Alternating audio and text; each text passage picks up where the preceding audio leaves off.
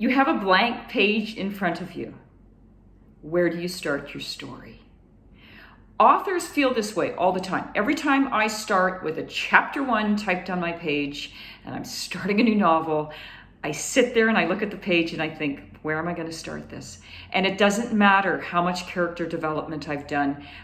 If I've outlined and I have the whole entire plot written down and in my head, I've got all the problems, I've got the themes. It doesn't matter how much I've done. I still have to sit there with a blank page. So how can you start your story? There's lots of ways to start it. You can start with dialogue. It's a great way to start. Get right into the people talking. You can start with a thought. You can start with an onomatopoeia. So you can do a crash, a bang, a boom, a hiss, that kind of thing. You can also start with action. Action is an absolutely great place to start a story. It gets the reader right into the story right away. You could even start with a question. So there's lots of different ways to start your story. Now, I have 4 books here from a series that I wrote, and it's called the One-to-One series. Let me get them all straight here. It's called the One-to-One series. And I'm going to read to you the opening sentence of each one of these books. These books are about the Best Buddies Club. And the Best Buddies Club is a real club, and it pairs kids together in a school. Lots of high schools have it, lots of universities, and often they pair kids that are maybe a little different. Hey, we're all different. But it does help kids that maybe are a bit socially awkward to form a friendship and to belong to something and help them cope high school, which can be difficult for a lot of kids. So the first book I have is the first book I wrote was with Harrison, and Harrison has high functioning autism, and Harrison's mother wants him to go to the Best Buddies Club. So this is the opening for this book. Round the corner 3 steps. Round the corner 3 steps. That's the first paragraph.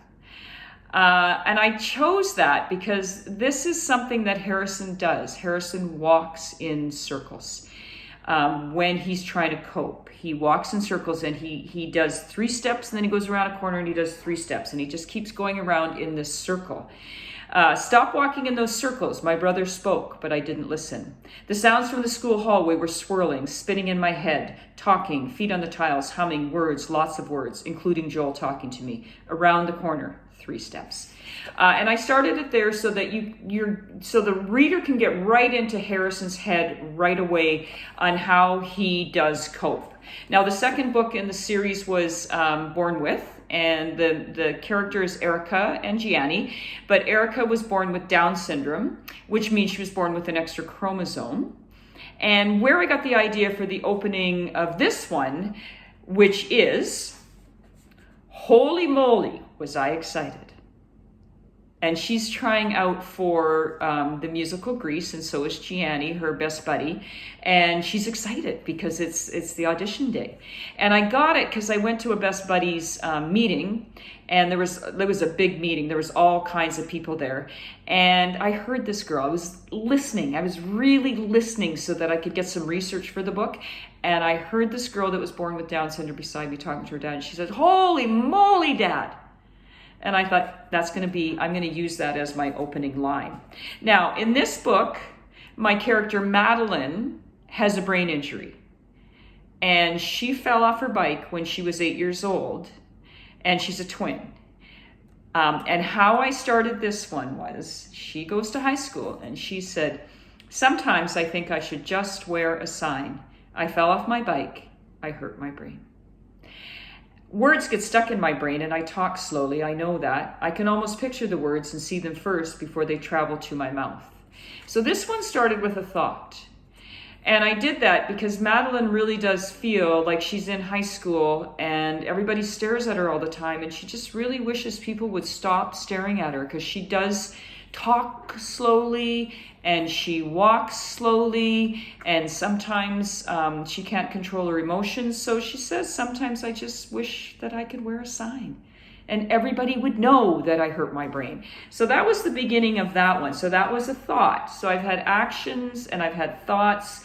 Now, this one is about a boy that has fetal alcohol spectrum disorder, meaning that his mother drank alcohol when she was expecting him, and it actually caused some damage to his brain. This one started, he's in the gymnasium, and I started it with "My body vibrated." And he's sitting in the gym and he's waiting for a basketball game to start, and sensory stimulation can make him a little anxious and make him go a bit crazy. So that's why I started that with "My body was vibrating." So you can just picture that he's going to start soon and something's going to happen and he's going to do something that he probably shouldn't do. So that's the series, and that's how I started my books. So if you have a blank page in front of you, good luck.